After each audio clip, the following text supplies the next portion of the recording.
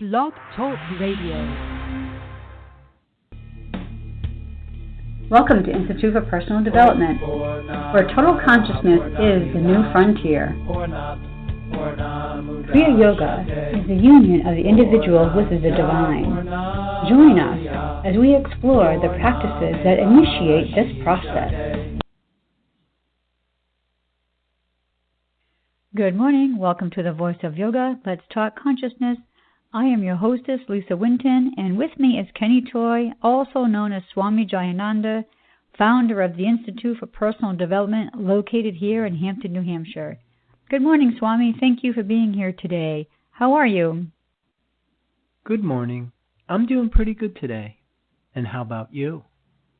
I'm doing great today. Thanks for asking. And I want to thank you, listeners, for tuning in. Today on The Voice of Yoga, we will talk about the importance of the planet in spiritual development. This show will explain the basic law of karma. What we put out is what we get back. Listen as we discuss the simple fact that we all have a physical body and the body has essential needs.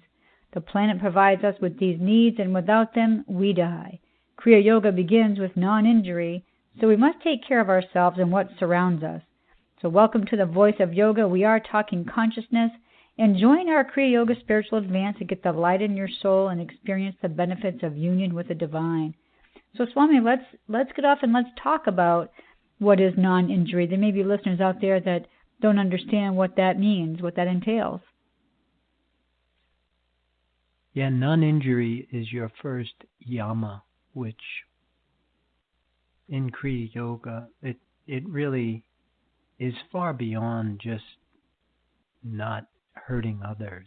Really, it's really, you can't be involved in self-destructive behavior and still be receptive to this invisible, intangible resource.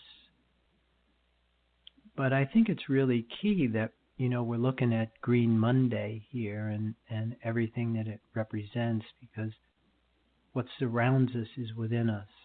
And the whole thing of taking care of the planet can spill back and maybe even help us take care of ourselves. And I think the converse is also true, that if you are in the habit of taking care of yourself and you have respect for yourself, that it spills out into your surroundings. Because just like we said in the opening, we have to take care of the planet, because the planet is what provides us with what we need. And without them, we die. And if we continue to pollute the planet, then eventually you wind up and you strangle yourself. In my research, I have some information that they give options or ideas for people to celebrate Green Monday, and one of them is to go vegetarian. So in other words, not eating anything that has meat, because it actually is helpful to the environment to be a vegetarian, because I assume you're not having the animals eating the grass and things like that is that we need to keep this world going. Yeah, I'm not 100% sure about any of that stuff. I know one of the things in Kriya Yoga is that the recommendation for your dietary choices is that your primary source of nourishment are foods that get their nourishment from the sun. So fruits, vegetables, grains, seeds, nuts, legumes are your primary source. Then your secondary source of nourishment would be foods that come from animals that get their nourishment from foods that get their nourishment from the sun. And your third choice would be animals that eat other animals. But I'm sure that the whole thing of the effects that it has on the planet, it makes sense to some respect, because a lot of these animals that we choose to consume, they eat a lot more vegetables than we would have eaten. So it's more depleting, I think, to our resources. In my notes about Green Monday history, it says that Green Monday aims to promote sustainability through green lifestyle choices. The day aims to promote recycling and reusing while reducing global energy consumption and switching to a vegetarian diet in order to conserve resources and reduce the human carbon footprint. So I guess that is one of the main parts of it about this Green Monday is going through these practices and trying to do what we can to reduce our human footprint. Yeah, that carbon footprint. And the whole thing of global warming and how what we're doing may actually be affecting our environment. And even though I don't know if there's any real proof that we're the ones that are causing global warming, but the thing is if we're contributing to it, because that's the physics of everything, that you can't have gain without loss, and you can't have loss without gain. So whatever it is that you're doing is going to have an effect on the planet on some level. And even, there are certain things like I think about, say, for example, just the whole thing of taking petroleum out of the center of the earth. I'm sure it has got to have some kind of an effect on the planet. And on a large scale, who knows down the road what that's going to do? Who knows? Maybe we'll stop rotating on our axis, or we'll spiral out of our we'll spiral right out of our rotation around the sun. And it doesn't seem to make much sense that we do it just to try and make things a little bit easier for us. But I think on a more personal level, one of the things I like to look at is the whole concept of pollution and things that we might be doing to be polluting our physical bodies. And then, of course, how that affects our environment, our surroundings. Simple things, like smoking. What is that doing to your physical body? And then the effects of secondhand smoke on the audience, on the environment. And again, coming back to that carbon footprint and how it's contributing to this concept of global warming. Because we only have one Earth, and it is providing us with I wouldn't say all of our essential needs, but it is providing us with at least our second, third, and fourth essential needs, which is air, water, and food. I know you always say that, what surrounds us is within us, so it would stand to reason that if we don't marshal our resources, our internal resources, then how can we even be expected to do what we need to do in our outside world, and for the planet? If we can't take care of ourselves, you would think that all change has to come within us before we can start changing the world. I think it's a good place to start, cleaning up your inner environment and because one of the things that you're going to learn is that humans in the larvae state, they see themselves as separate. And when you're all bound up and controlled by the pain, pleasure, control dramas of your physical body, you don't have the same clarity that comes with the calmness and the confidence when we actually convert to this human being that now kind of even gets off the grid, because your number one life-sustaining force is prana, the life force. And that's not something that's limited to the planet. But once you have sensitivity for it and you internalize it in your body and you have this conversion, then your vision changes, your perspective changes, your identity transcends just seeing yourself as separate. That's a really important vantage point. And then, of course, it becomes less and less likely that you would damage your environment because you have a much greater sense of awareness and sensitivity to it. And again, coming back to like what we talk about, the whole thing of becoming this human in the adult state. And, you know, there's no mystery why yoga begins with non-injury. I know you always say that the prana is an inexhaustible source, so it's not like we can overuse it. You know, it's inexhaustible. So therefore, that should be a resource that we should be looking for. Yeah, and really indulging ourselves in. And I think that's one of the things that starts to happen is when you do acquire a taste for the life force, that all of the other stuff really kind of falls away. It will really pale everything that you knew, and especially a lot of the toxic things that we do.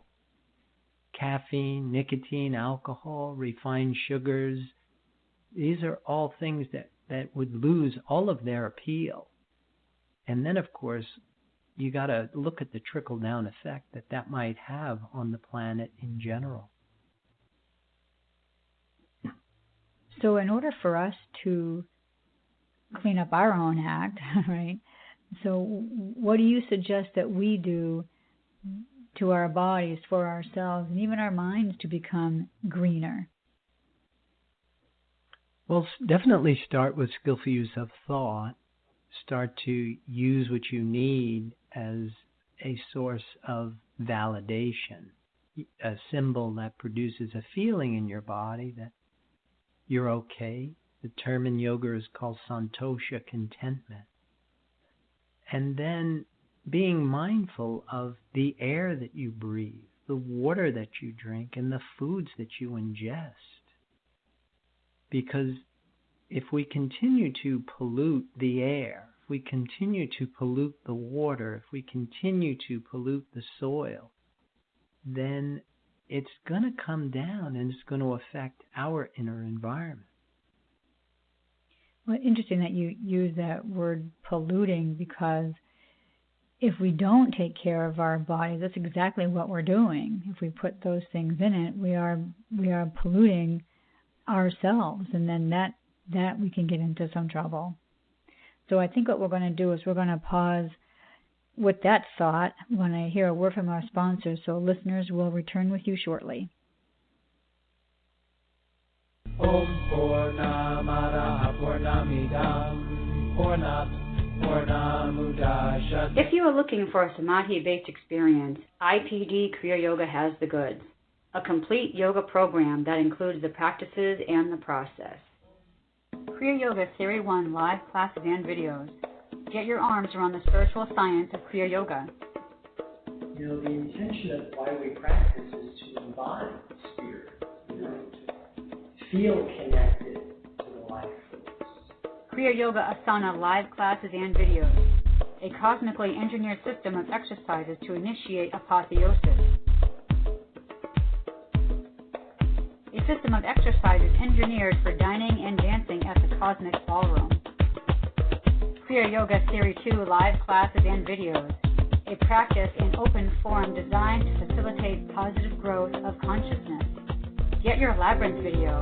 I find the positive side of this is it pulls a lot of things together. Kriya Yoga Mantra and Meditation. With repetition comes absorption. Pray on prana and become divine. At the same time, we all have a unique talent and gift to give back to the universe. private sessions. The mysteries of the universe have always been handed down verbally from teacher to student. Call or click now and get started. 603-929-0303 or www.ipdtransform.com. Namaste.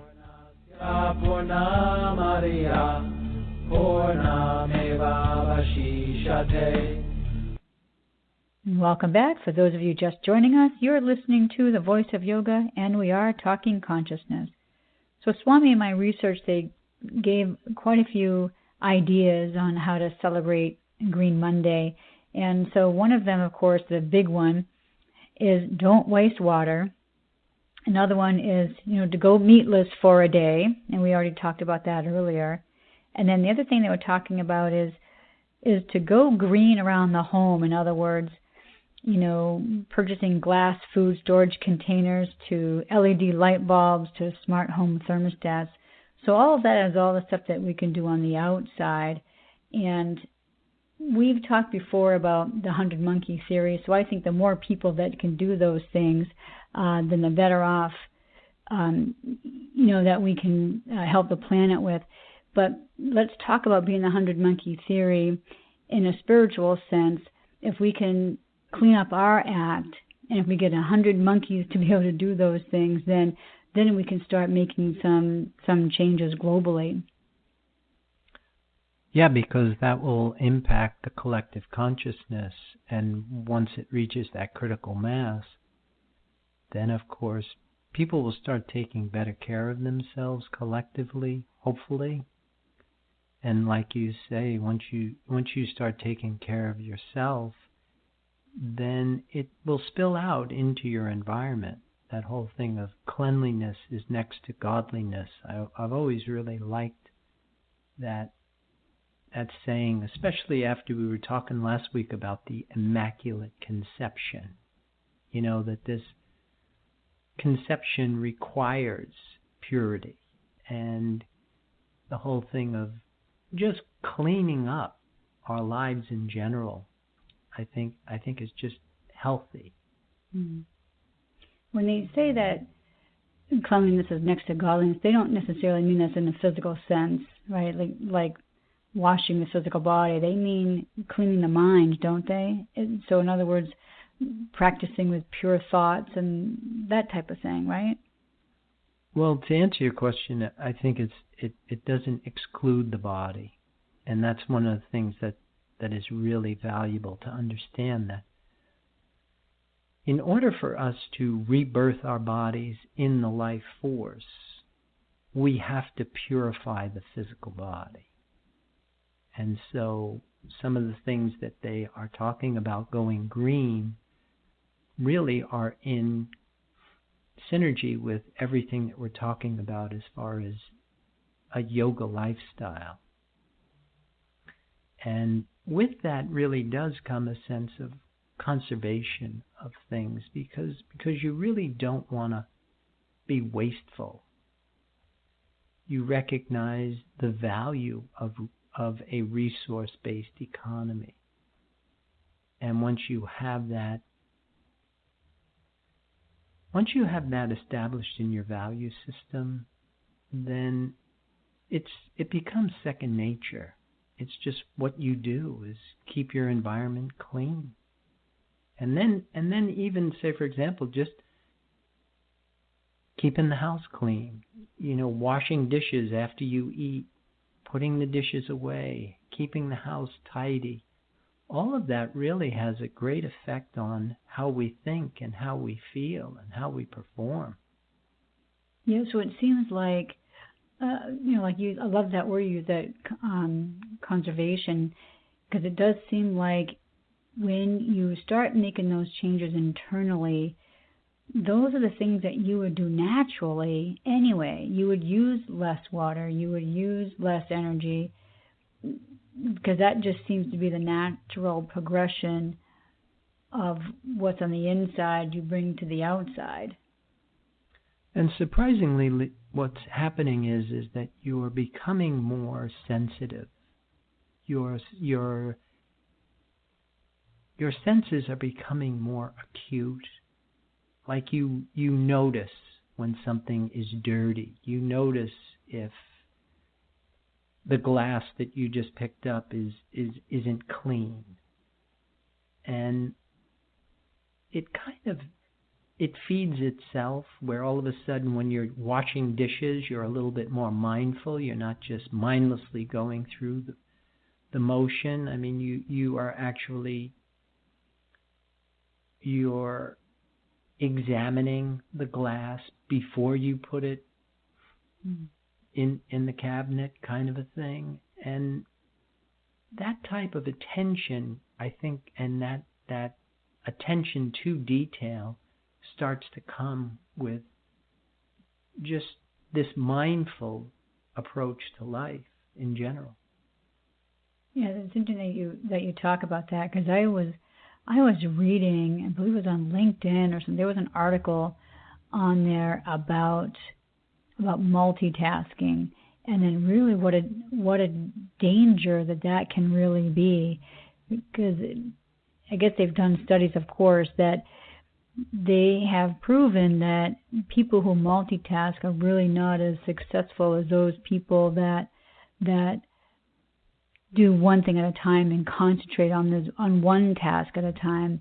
And it was just very interesting. And isn't that kind of the same thing that we say here, is that, focus on what it is that you're doing, and then from there everything else will fall into place.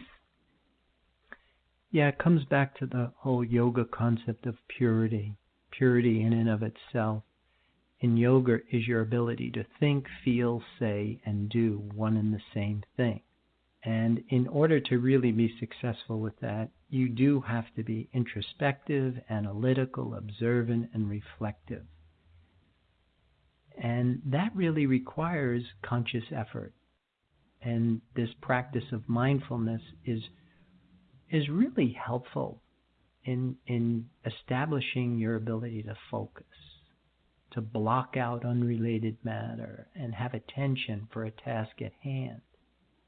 And then with that actually starts to come follow-up, because you don't jump and just start something and then leave it dangle, and now I'm going to start over here and leave that dangle. And if you did, you would do that in a way that was purposeful, because not all tasks can be met, from the beginning right to the end. Even say, for example, building a house.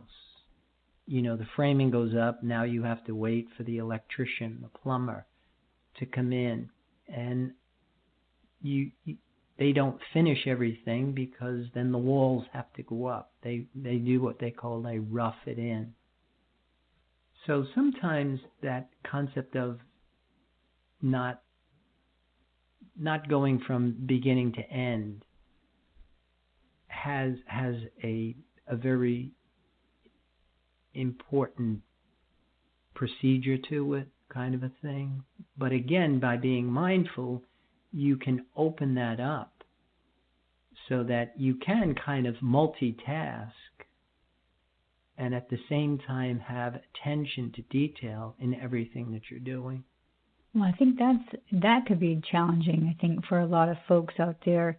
Like you had said earlier about, using thought, when I asked you what we should clean up first, and, we talked about thought.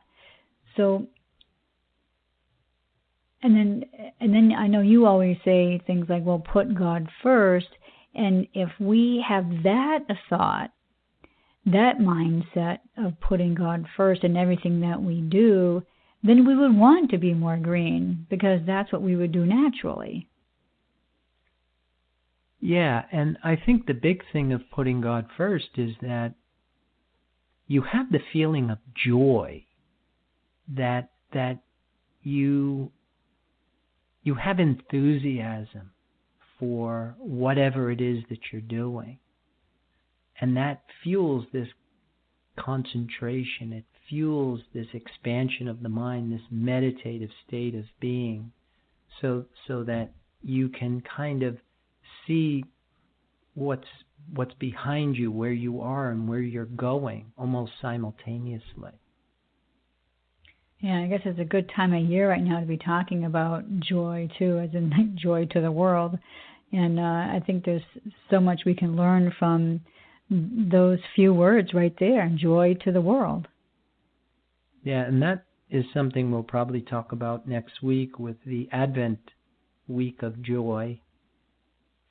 But maintaining that feeling that I'm happy, I'm special, I'm good enough, when you have a relationship with this number one life-sustaining force, then it perpetuates this inner environment that is just bubbling with optimism and hope and joy.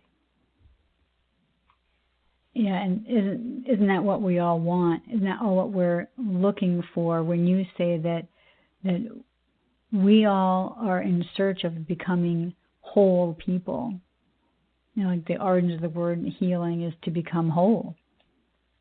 Yeah, and the only way that you can become whole is by joining with this dimension of reality that is whole. And recognizing that when we're attached to the physical world or the mental world, we're actually in duality. We're drawing from fear and limitation. And when you separate from your attachment to those resources and connect to this resource that will give you the return that you're looking for, then matter and mind come together with new information, and that's your immaculate conception. And then your identity starts to expand. Your conscious mind opens beyond seeing yourself as separate.